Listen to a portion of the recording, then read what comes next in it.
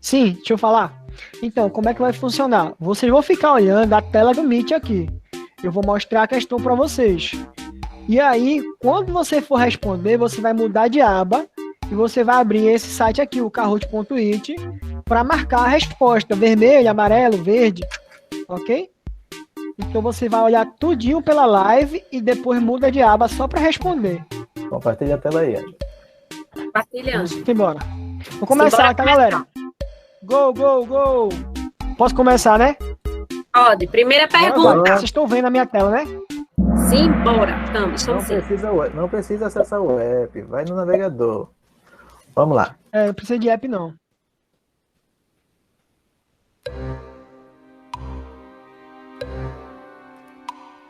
Foi. Já está contando o tempo, hein? Atenção, a primeira pergunta aí. Está na tela do Meet para você fazer a leitura.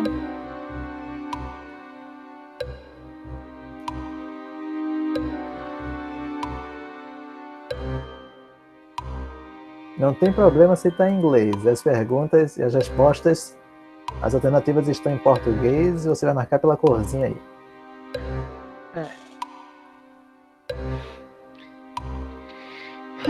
Isso.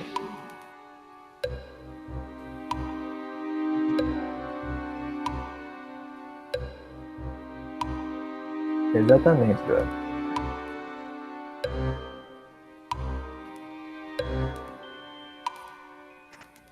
Vocês vão acompanhar o enunciado e as alternativas na tela do Meet. Neste momento, quem entrou, entrou. Quem não entrou, fica para a prova. Assim, acompanha e torce pelos coleguinhas aqui. Porque já está rodando a primeira pergunta. 15 segundos para finalizar a primeira questão, então, e saber aí as respostas. 27, 28 já responderam. 9, 8, 7, 6, 3, 2. Eu não quero brincar mais, Olha não. aí. Tá carregando, não. encerrou. Quero brincar mais, não. Tá carregando. Oh. 15 pessoas acertaram aí, ó. Olha, 15 pessoas, adaptação. Pode ser problema. Você vai querer que eu abra o arquivo lá, o Word? Não, pode botar só a questão, é facinho. Pode botar só a questão. Já tá aqui baixado.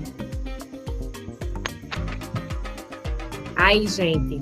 Gente, a questão, ela fala sobre as teorias que foram propostas por Lamarck e a teoria que foi proposta por Charles Darwin. Lamarck acreditava que o pescoço da girafa, ele crescia conforme a necessidade que ela tinha de buscar alimento nas copas das árvores mais altas. Enquanto que Charles Darwin acreditava que, na verdade, existiam girafas com pescoço curto, pescoço médio e pescoço comprido. E que as de pescoço comprido, elas foram mais aptas a sobreviver por seleção natural, porque as árvores que estavam mais altas era que tinha mais disponibilidade de alimento. Então, as duas teorias, elas retratam alguns pontos importantes. Apesar das duas teorias levarem em consideração a mutação, nenhum dos dois mencionou nas suas teorias a mutação. Uma porque eles não faziam ideia ainda do que eram genes, do que era transferência de características genéticas. E apesar de Charles Darwin ter vivido no mesmo período de Gregor Mendel, ele não conhecia os trabalhos dele. Então, as duas teorias, elas levavam em consideração o conceito de adaptação, né, que é a capacidade que um organismo tem de se ajustar, né, de se manter em equilíbrio com o ambiente. Então, a mutação, ela é um ponto que não foi mencionado, mas que a gente sabe que ela é um fator que faz com que essas condições novas, o pescoço comprido, por exemplo, surja. Mas ela não foi mencionada em nenhum momento por Lamarck e não foi mencionado também por Charles Darwin. Na questão também, ela fala de seleção natural. Né? A seleção natural, ela foi citada por Charles Darwin, mas não foi citada por Lamarck. E a seleção, ela tem a função de selecionar quais as condições ou as características que são mais adaptáveis ao meio ambiente. Então, 2 pontos que Charles Darwin e Lamarck mencionam nas suas teorias é a questão do ambiente interferir ou estimular que certas condições ou certas características se mantenham de uma geração para outra, e a adaptação dessas características ao ambiente. Então, são os dois fatores que igualam, não igualam, mas que são mencionados nas teorias, com pontos de vistas diferentes. Então, a alternativa correta é a adaptação. Ok. Vamos para a próxima.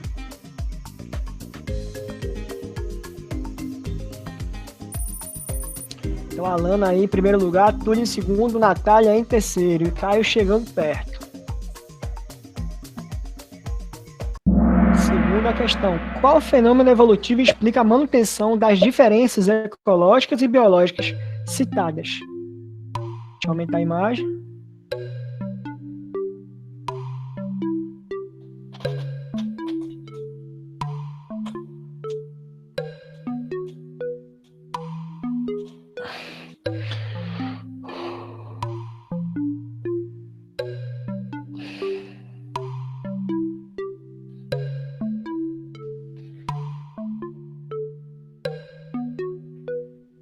A pergunta, ela está querendo saber, gente, qual é o fenômeno evolutivo que mantém as diferenças ecológicas, que mantém as características ao longo do tempo? Qual o fenômeno evolutivo que mantém as características, a manutenção das características evolutivas?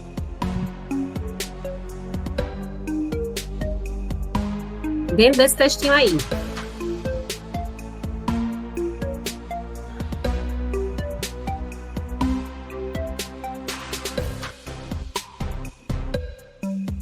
Dez, 9, 5, ele já pulou. 4, 3, 10, 9, 5, 4, 3, 2, 1, 0. Eita, Lele! Só 9. Só 6, né? Vamos lá, resposta. Gente, a questão, ela leva em consideração alguns fatores que são responsáveis pela variedade de características genéticas, né? Ela fala entre a relação da mutação, que é o surgimento de novas características, né? Através de alterações na sequência de genes.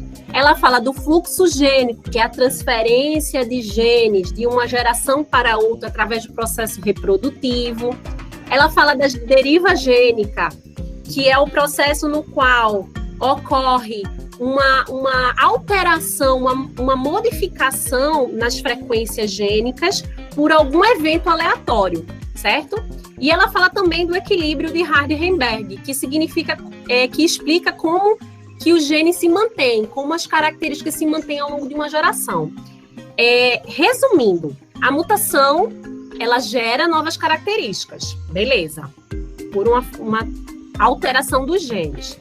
O fluxo gênico transfere as características de uma geração para outra através do processo reprodutivo. A seleção natural é o que seleciona o que fica e o que desaparece. Então, qual o fenômeno que mantém? Então, a mutação faz surgir. A reprodução transfere. Mas o que mantém realmente, se aquela condição, se aquela característica ela é viável para sobreviver em um determinado ambiente, é o processo de seleção natural. E aí a alternativa é a alternativa C, seleção natural. Ok. Vamos para a terceira questão. Essa é a melhor de todas, tá, gente? O último Camila Enem subiu 2018, aí. eu acho. Camila tá no top. Olha a Camila. Natália, Essa próxima questão eu Alana coloquei caiu mais um pouquinho. Sobe de novo, Alana. Em que locais se observa um processo de especiação evidente? Galera, essa questão aqui eu coloquei 4 minutos. Gente? Formação de novas espécies. Tem como aumentar aí? Eu vou tentar. É o máximo. Eita, caramba, não dá pra ver o que eles precisam ver, não. O nomezinho. Dá pra ver, não? Aí? É nos tracejados aí. Não dá pra ver, galera. Deixa eu ver se eu... Ah, vocês conseguem aumentar na própria tela, né, gente? Então, observa Consegue? bem a imagem. Lembrando que especiação é o processo de formação de novas espécies. Qualquer coisa eu posso abrir o Word e aumentar a tela. Não, deixa, eles disseram que dá para ver, eles ampliam no celular, tá, gente? Ah, tá bom. Poxa, sério? Deixa eu testar. A resposta tá na figura, gente. Ah, Presta verdade. bastante atenção na figura. Nem é isso, é observar gráfico, é observar a imagem.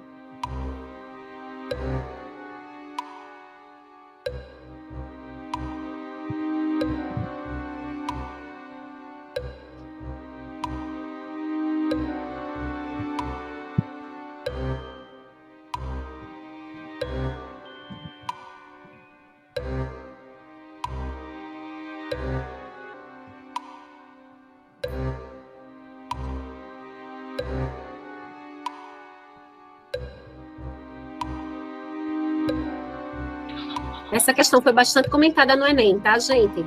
Muita gente achou ela, assim, super criativa. Apesar de parecer algo muito assustador, ela tem bastante lógica.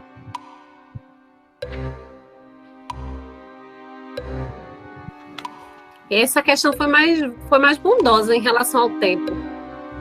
Foi quando eu vi, eu olhei assim, rapaz. Isso é para analisar a relação de doador e receptor. Eu já estou dando dica, né? Não posso.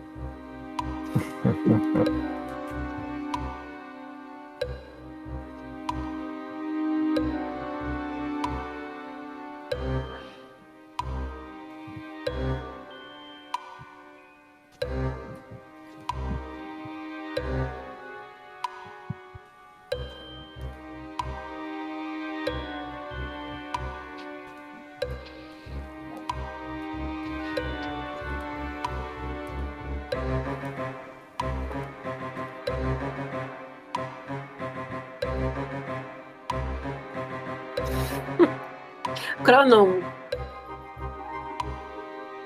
Bora agora. 10, 9, 8, Ui, 7, papai. 6, 5, 4. Adorei. 2, 1. Fechou. Bom, a maioria acertou, hein? Ah, muito bem. Ótimo. Bom saber, gente. É isso mesmo. Bota a questão, por favor, Ângelo. Olha aí. Isso. Gente, presta atenção. Especiação é o processo de formação de novas espécies. Lembra daquela historinha que eu já cansei vocês de ouvir em relação ao passarinho, o pássaro que nasceu com o bico comprido e o pássaro que tinha o bico curto, e que eles começaram a, entre si, uns que eram mais adaptáveis, começaram a sobreviver mais, foram transferidos seus genes. Imagina numa circunstância depois que aquela população que cresceu com bico comprido, porque era uma vantagem evolutiva naquela condição ambiental, se encontrar novamente com seus antepassados do bico curto. Se eles se olharem, se eles se avaliarem e não se reconhecerem, não reproduzirem, não vai ocorrer transferência ou fluxo de genes de um indivíduo para outro. Se não ocorre fluxo de genes, se não ocorre reprodução entre esses seres, aí eu não tenho mais uma espécie só, eu tenho agora duas espécies. Então, a especiação, ela surge também como um processo de diferenciação na reprodução. Então, imagina só que aqui nós temos um bando de pássaros e um pássaro começa a cantar diferente. Se esse pássaro começa a cantar diferente e um grupo de pássaros começa a cantar diferente, eles não vão mais reconhecer o canto para o acasalamento. Então, isso aí já é um fator para separar esses grupos. Eles não vão conseguir acasalar. E uma vez que não acontece a reprodução, não acontece o fluxo gênico. E aí, interrompe-se aquela população e divide a população em dois grandes grupos. Logo, a gente tem agora duas espécies. Então, aí na figura, em que situações ocorreu a interrupção total de transferência de genes? A gente vê que o tracejado é quando não é uma polinização viável, ou seja, não tem reprodução viável. E o reto, liso, inteiro, é quando tem ainda uma reprodução viável, seja nos dois sentidos ou seja num sentido só. Então, entre alcobaça e marambaia, não tem mais reprodução em nenhum sentido. Nem a alcobaça consegue reproduzir com marambaia nem marambaia consegue transferir seus genes para a alcobaça. Logo, eles já não são da mesma espécie, são espécies distintas. A mesma situação a gente vai acontecer entre itirapina e peti. Nem peti consegue transferir genes para itirapina e nem itirapina consegue transferir genes para peti. Logo, agora eles já não se reconhecem como iguais. Tornaram-se duas espécies distintas. E aí a gente tem duas situações onde ocorreu um processo de especiação, formação de novas espécies. Então, a alternativa é essa daí, peti, itirapina e alcaçoba e marambaia. Valeu, gente. Espero que tenham gostado. Questões do Enem, todas, tá, gente? Só para ter uma noção como a condição pode ser cobrada. Bora ver quem tá na frente no páreo de biologia. Vamos lá. Camila continua na frente. Arrasando, Camila. Natália, Alana e Túlio lá no finalzinho já. Ó. Vixe, Maria, Túlio. Vamos lá, agora a química, né? Considere a fórmula a seguir. O composto representado por essa fórmula é matéria-prima para obter o polímero conhecido como... Agora eu quero ver. Ui, papai.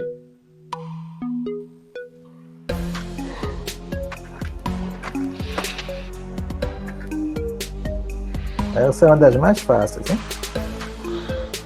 Quem acompanhou a videoaula direitinho, as fichas de atividade, já viu esse composto aí.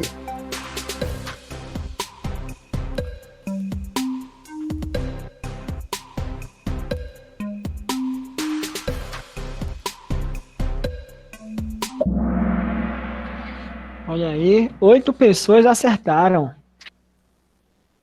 Ok, gente. Então, nessa molécula aí, vocês observam que nós temos 2 carbonozinhos unidos por dupla ligação, é o eteno, certo? O radical eteno a gente chama de vinil. Vocês vão perceber que ligado a esses carbonos eu tenho um átomo de cloro.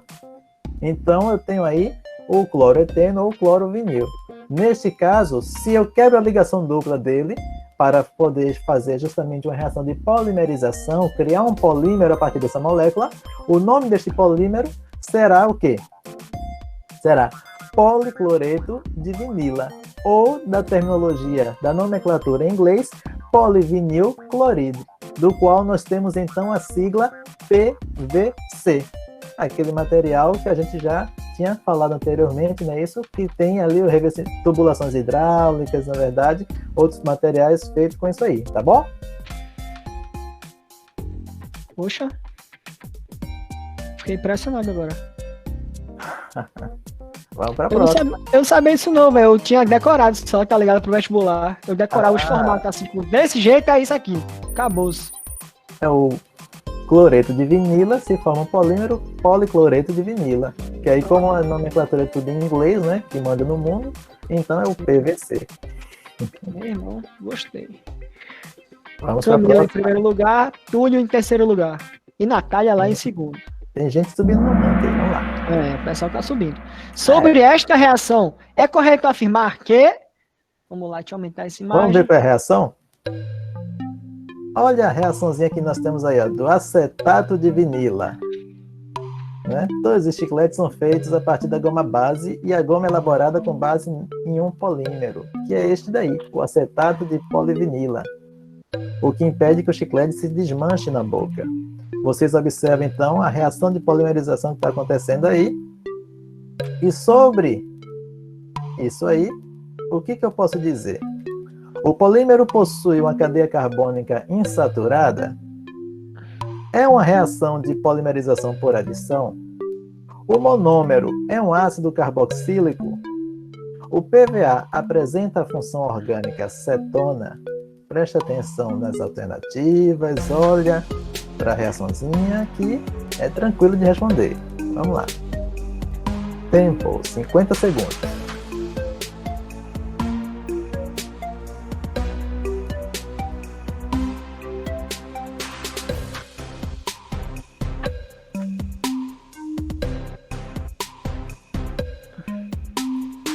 Vai acabar, vai acabar. Opa! Olha aí, a maioria acertou, velho. Pessoal, dessa reação que vocês estão observando aí do acetato de vinila, vocês têm essa moléculazinha bonitinha aqui, tá bom? Se vocês estiverem vendo meu rostinho aí também, clica aí, vocês vão estar observando. E vocês veem que existe uma dupla ligação entre os carbonos, que tá aí logo no comecinho, beleza? Essa dupla ligação aqui, se eu quebrar essa dupla ligação, pá, o que vai acontecer? Cada carbono, então, deles, ó, vai ficar com a possibilidade de fazer mais uma ligação, porque ele só vai ter, ó, 1, 2, 3 ligação. Precisa de mais uma ligação. Então, ó, outra molécula igual. Tá vendo? Ó? Todas elas com mais uma ligação aberta, que quebrou aquela dupla ligação. Então, se são várias moléculas dele, vocês estão vendo aí, ó, N moléculas de acetato, vai ligando uma na outra. Essa molécula se liga a outra, e aí vai pegando outra molécula e liga, quebrou a ligação dupla entre elas. Certo? A ligação dupla entre elas quebrou, abriu, duas ligações novas, se liga a anterior, vai havendo então a formação de adição de polímeros e vai ficando essa boniteza aqui, olha só. Um trenzão, certo? Só que se você prestar atenção, o que vai acontecer? Eu vou ligando carbono a carbono e os carbonos a carbonos aqui, ó, são esses aqui, ó. Esse ligado a esse, ó, uma ligação entre esses dois carbonos, aí daqui mais uma ligação aqui, outra ligação para carbono e por aí vai. Entre os carbonos, vamos ter apenas ligações simples, certo? Então não pode ser a primeira alternativa, já que na cadeia carbônica, que vocês estão vendo aqui, só entre esses pretinhos aqui, ó, nós temos apenas ligações simples, então é uma cadeia saturada, e se estão unidos simplesmente pela quebra da dupla ligação para formar uma única molécula gigantona ao final, sem liberação de nenhuma outra molécula menor, é uma reação de adição. Ok? Nós estamos somando, juntando todas as moléculas em uma molécula gigantesca. Tá bom? Em um polímero. Bora, Ângelo. Ok, vamos embora. Rapidinho. Camila, E a função que está presente, a função orgânica que está presente nessa molécula não é ácido carboxílico, e sim a função éster, certo? C dupla O, e aí do C dupla O, tu vai ter um outro oxigênio ligado a um radical orgânico, a carbono, tá bom? Para ser ácido carboxílico seria o C dupla O, a carbonila ligada a uma hidroxila, apenas OH. Tranquilo? Não confunde isso daí. Vamos para a próxima. Camila, ó. Camila tá se garantindo aí. Natália se mantendo. E Túlio também, terceiro lugar. Emerson e Joana. Vamos para a próxima. Entre os componentes da mistura, ocorre isomeria plana do seguinte tipo.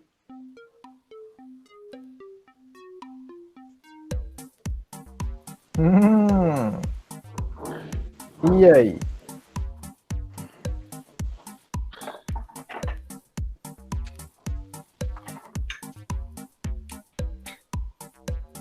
Olha, vamos lá. Entre essa molécula aí, é possível ter um isômero. Tu sabes o que é isômero porque já está lá na aula. Então, qual tipo de isomeria plana que pode haver entre os possíveis isômeros dessa molécula?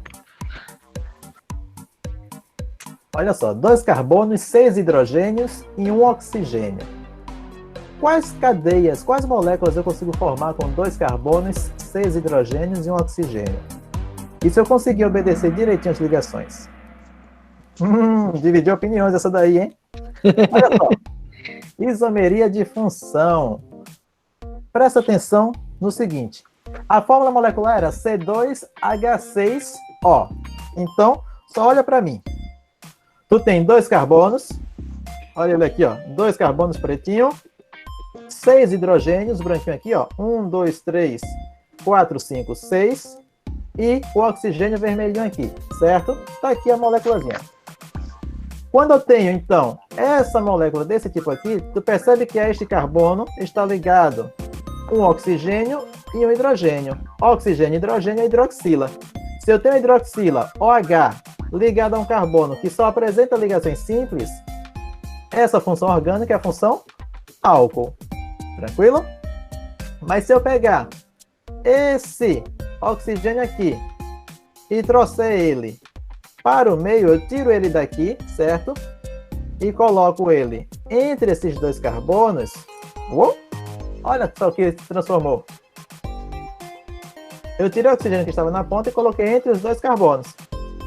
E agora percebe que continua com o mesmo número. 2 átomos pretinhos do carbono, 6 hidrogênios e 1 oxigênio. Qual a diferença de uma molécula para outra? Se eu observar, a diferença é que antes eu tinha um álcool e agora um oxigênio entre dois carbonos forma uma outra função orgânica, que é a função éter. Então eu tenho um álcool e um éter. Isomeria de função. Ok? Simples assim. Pô, velho, que chique meu bonequinho aí. Ok, eu acho que química acabou. Vamos ver agora como é que tá o negócio aqui. Olha aí, Camila se mantendo. Túlio agora subiu. Querendo brigar com Camila agora, Túlio. Tá acirrado aí, primeiro e segundo. E Emerson também subiu. Velho. Vamos para a parte de física, né? Podemos afirmar que... Deixa eu aumentar essa imagem. Lê um pouquinho aí, daqui a pouquinho eu aumento a resposta. Os antigos navegantes utilizavam bússola. Aí ele mostra aqui, né, na imagem as linhas de campo da Terra, né? Analisa a figura onde estão representadas essas linhas. Então veja que a linha de campo ela está fazendo o quê? Ela está apontando do sul, do polo sul, né, que a gente conhece, para o norte, né? Deixa eu ver se eu agora aumento a resposta. Pronto.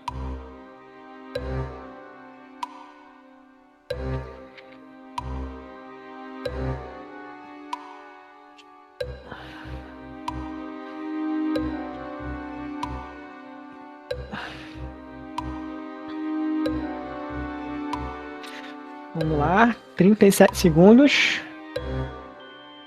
Essa aí é aquele momento em que você vai fazer uma comparação entre a forma como a geografia fala e a forma como a física fala, que são diferentes.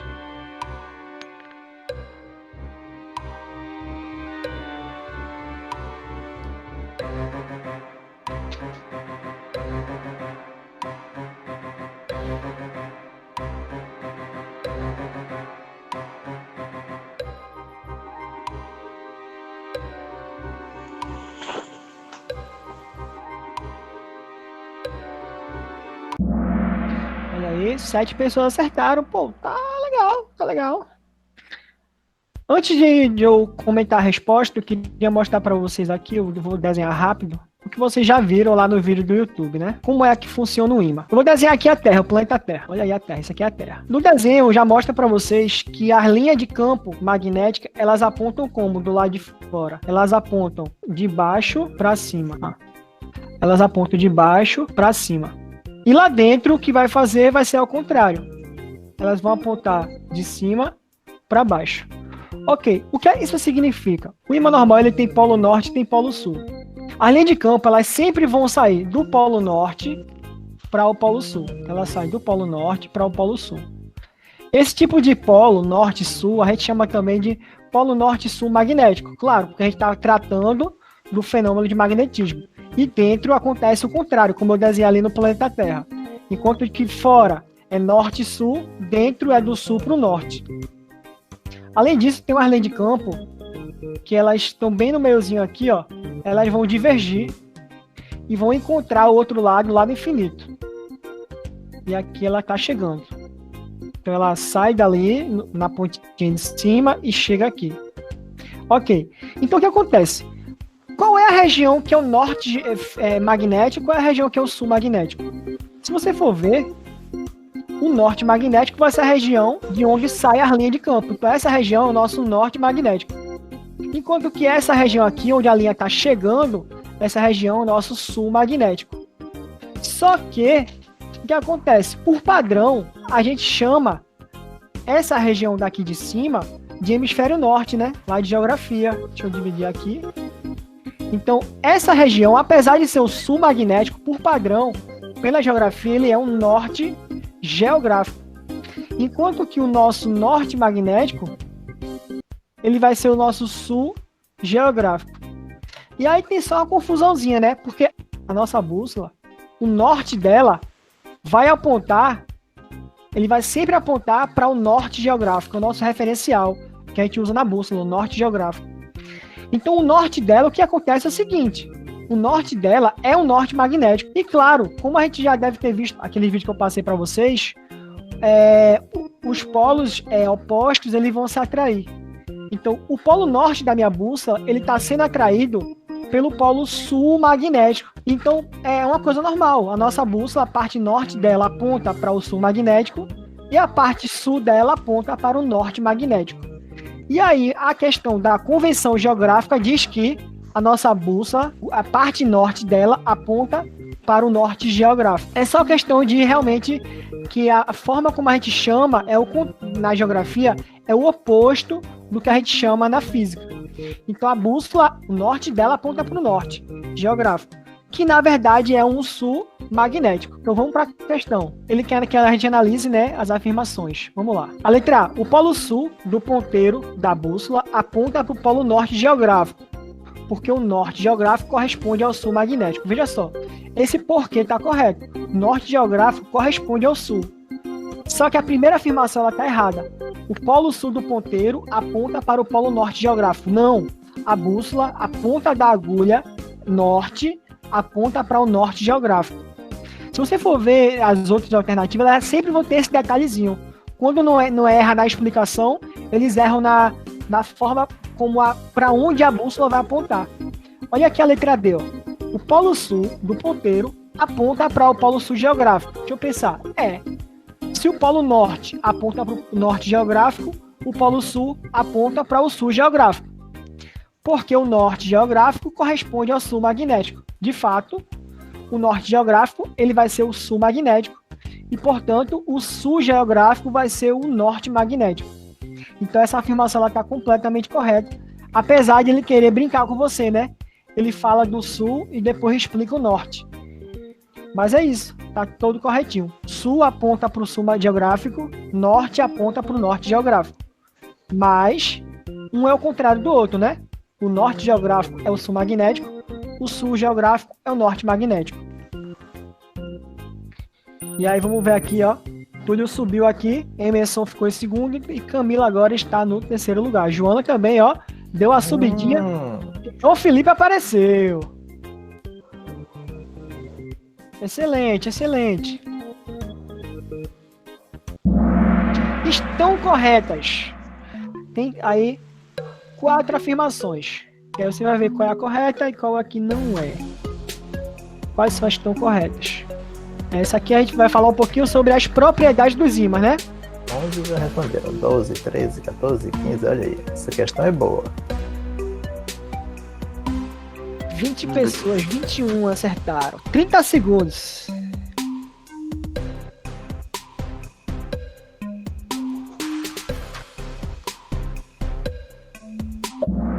Olha aí, a maioria acertou. Glória a Deus. Vamos ver aqui, galera.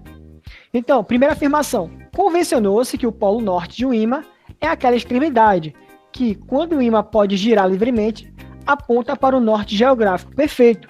Apesar do polo norte de um ímã ele apontar sempre para o sul, né, para um sul magnético, mas a gente convencionou que esse sul magnético ele vai ser o nosso norte geográfico. Segunda afirmação. Polos magnéticos de mesmo nome se repelem e polos magnéticos de nomes contrários se atraem. Verdade, é aquela história dos polos opostos se atraem. Perfeito. Quando se quebra ao meio, um ímã em forma de barra obtém-se 2 novos ímãs, cada um com apenas um polo magnético. Não. Eu vou mostrar para vocês que um dos princípios maiores do magnetismo é a questão da inseparabilidade dos polos. Galera, imagina aqui, ó. Eu tenho um ímã grandão aqui, ó. Esse aqui é o polo norte, esse aqui é o polo sul.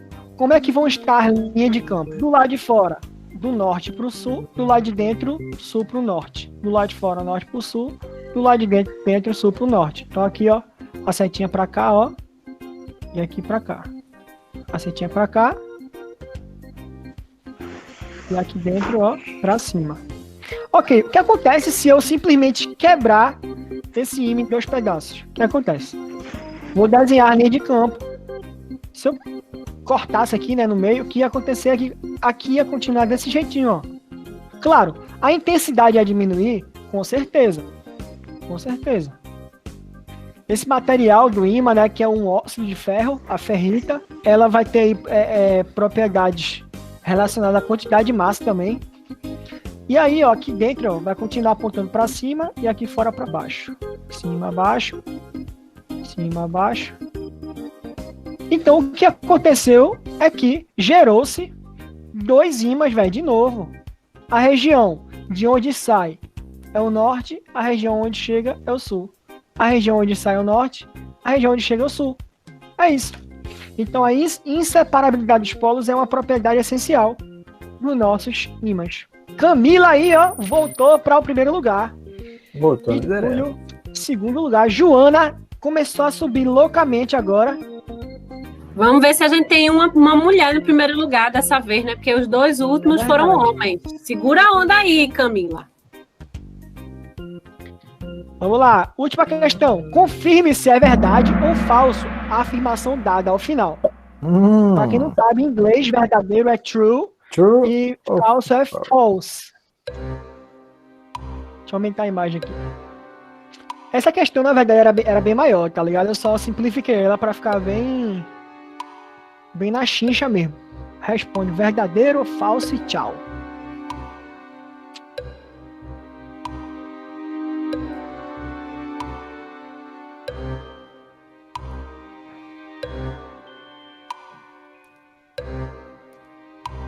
Quinze pessoas já responderam.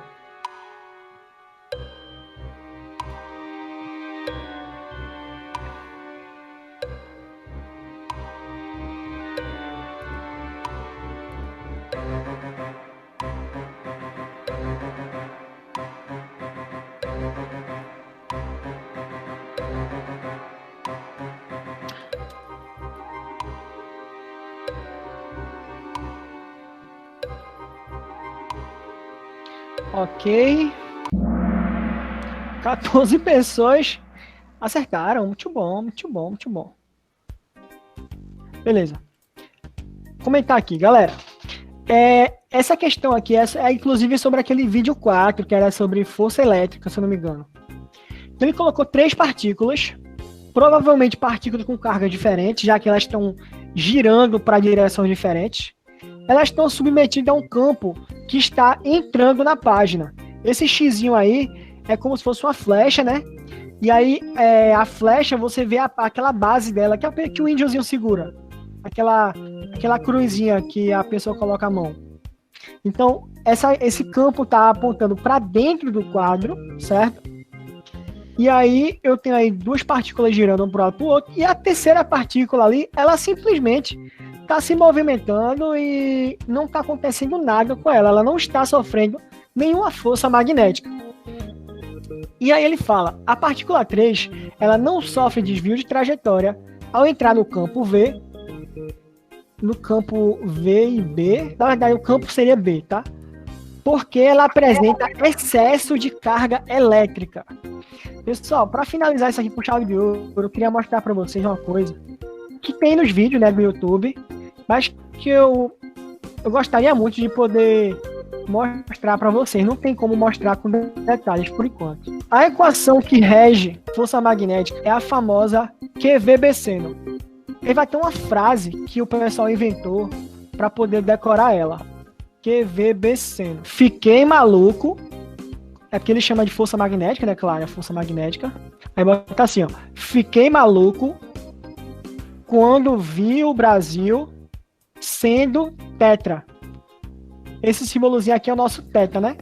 Então, fiquei maluco quando vi o Brasil sendo tetra. O que acontece? A equação original desse cara aqui, isso aqui é um módulo, né? Ensino médio, 90% das vezes você vai só calcular ele. Jogar os valores e tchau. Só que, na verdade, essa equação ela é uma equação vetorial. E ela é representada assim, ó. Carga, que é um valor escalar, é um número, vezes o produto vetorial da velocidade e o campo magnético. Esse produto vetorial, galera, eu gosto de passar tipo umas 3 aulas para mostrar como é que se faz isso. É uma ferramenta matemática, produto vetorial. Só que quando você vai calcular o módulo dela, acaba que esse pacotinho aqui, ó, com esse xzinho, vira isso aqui, ó. Velocidade vezes o campo vezes o seno do ângulo entre os dois. Então, você tem uma partícula que ela vai ter uma velocidade dentro de um campo. E aí você vai ver o ângulo entre eles. Por exemplo, imagina aqui, ó, o campo ele está para cima. O campo está para cima, ok? Uma região que está apontando para cima, beleza. Eu tenho uma partícula que está voando. Essa partícula está voando com a velocidade v. O que acontece? Eu devia usar outra cor, né? O campo é vermelho. Então, nessa partícula, o campo ele está apontando para onde? Para cima também. Qual é o ângulo entre a velocidade e o campo magnético? 90 graus. Qual é o seno de 90 graus? 1. Aí, nesse caso, quando você fosse calcular qual é a força que essa partícula está sofrendo, ia ser Q vezes a velocidade vezes o campo vezes 1. Porque o ângulo é 90 graus. Se o ângulo for diferente, menorzinho, o seno vai ser menorzinho. E se por acaso o ângulo for 0 graus, ou seja, a velocidade for paralela ao campo, não vai ter força. Aí eu pergunto a vocês, naquele desenho, nesse desenho aqui, ó, a minha partícula está voando com a velocidade para cima, estão vendo aqui, ó, para cima. E o campo tá para dentro, para cima e para dentro. Se você colocar a sua mãozinha aí, seu dedinho, apontar o indicador para cima e o dedão para baixo, você vai perceber que o ângulo entre os dois é quanto? 90 graus, né? Ou seja, eles são paralelos? Não. Vai ter força magnética devido a esse ângulo? Vai. E por que esse mizinguento aí, ele andou em linha reta, ele não sofreu nenhuma força? É porque tem outra variável aqui na nossa equação. O que é que pode fazer aquela minha partícula não sofrer nenhuma força? Se isso aqui não é zero. Se isso aqui não é zero, quem é que tem que ser zero para que eu não tenha força? A minha carga. Então, o que acontece? Se o corpo, se a minha partícula, ela não estiver carregada, o que vai acontecer é que a força que ela vai sofrer é nula. Então, mesmo ela tendo velocidade que não é paralela ao campo, mesmo assim, ela não vai sofrer nenhuma força porque ela simplesmente não tem nenhuma carga. E essa afirmação, ela está falando, na verdade, que ela teria excesso de carga. Não, ela seria eletricamente neutra, ela teria carga zero. E aí, portanto, ela simplesmente não sofreria nenhuma força magnética. Essas outras duas, se você fosse olhar, né, que eu não vou fazer isso agora, você teria que usar a regra da mão direita. Se vocês não viram lá no YouTube ainda, o videozinho, pesquisa regra da mão direita, força elétrica. Eu tenho a minha abordagem, o pessoal tem outras. Mas aí, quando a gente voltar às aulas, eu dou uma retomada nesse assunto pra gente pegar a manha, tá? Então, basicamente isso. Essa partícula, ela não sofreu nenhuma força porque ela simplesmente não tinha nenhuma carga. Ok? Então, vamos ver agora quem é os campeões. Atenção, rufem os tambores. Camila, que você não tá... Joana! Caramba, velho! Olha aí! Joana, Eu não acredito! E primeiro lugar. Túlio! Nós não conseguimos de novo, garotas. Mas pelo menos conseguimos um segundo e um terceiro. Duas Velho, mulheres Joana é de Highlander, pódio. velho. Na moral, Joana é Highlander. Tava lá embaixo, nem aparecia. Começou a Foi. subir até o segundo. Eita, Lele! Boa, gente. Ok. Parabéns, Túlio. Meu Muito voto era bom. pra Camila ficar em primeiro só pra ver uma mulher no pódio. Mas. Bom, galera. Terminamos aqui. Eu não sei se eu... Cleber, você tem que fazer alguma coisa aqui, não, né? Pega isso daí. Pro pessoal avaliar na telinha do celular de vocês, que está apresentando aí para vocês darem a sua nota ao que foi realizado aqui. Fazer a sua votação, dizer se você gostou, como você se sentiu com essa atividade, tá bom? Olha só. Ó, já teve alguém mais ou menos ali. Tá mais ou menos. Mas não fique triste não, que na próxima você ganha. Tchau, tchau, pessoal. Até a próxima. Não se, Tchau, não se gente. esqueça Boa de se tarde. inscrever no canal. Ativa o sininho, clica no joinha. Até mais. Clica no joinha, né? Tchau, gente.